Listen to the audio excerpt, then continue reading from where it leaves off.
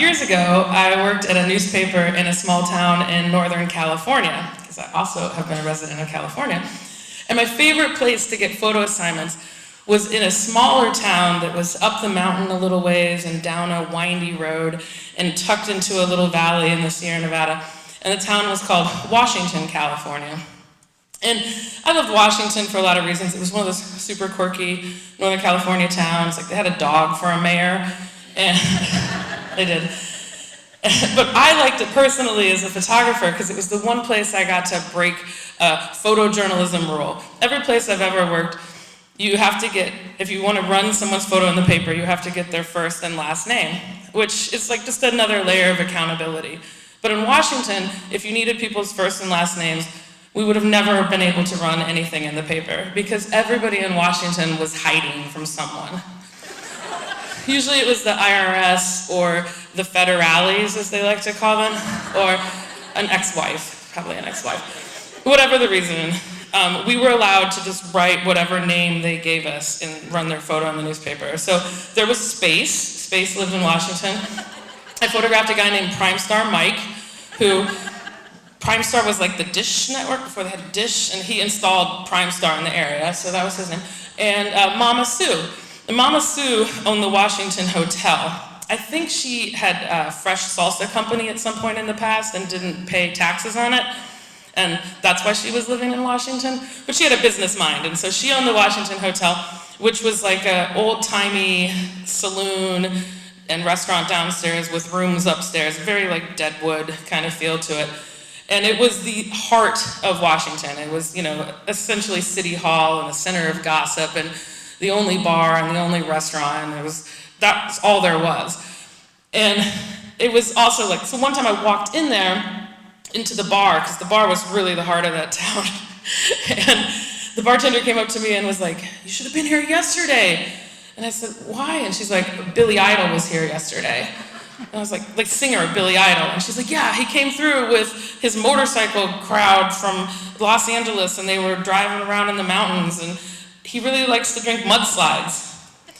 So it's like, of course, it's Washington, whatever. So I came out one time to take pictures at the Washington Hotel because Mama Sue was redoing it up. Normally it was just these like bare rooms that you could rent if perhaps you'd had too many mudslides and needed to spend the night.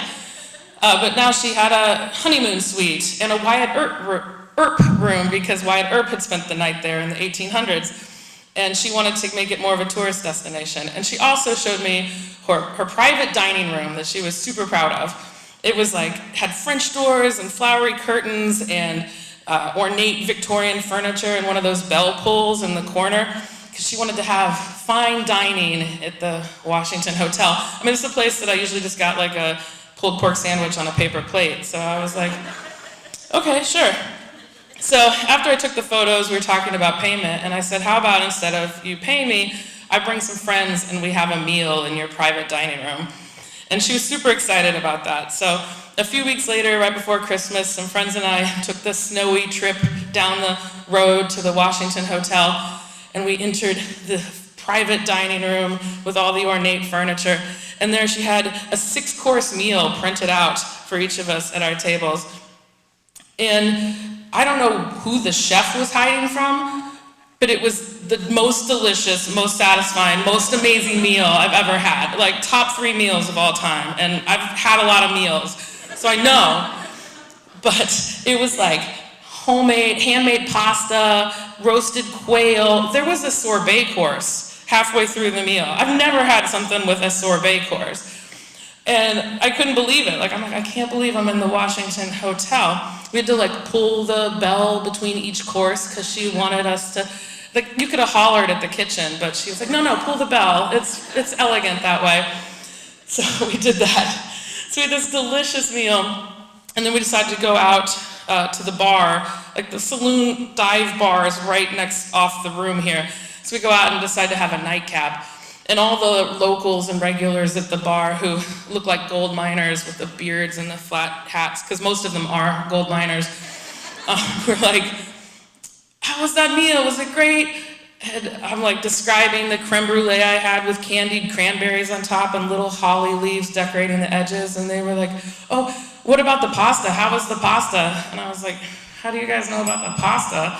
And then I realized that she'd been parading our courses through the dining room to show. She's like, look at this creme brulee they made, before she brought it into our private dining space. Speaking of spaces, Space seemed really excited about the homemade pasta, but he's a nice guy. So that was the best adventure I had in Washington, even though I had several. The only thing that could have made it better is if maybe I'd made it to town the night that Billy Idol was there.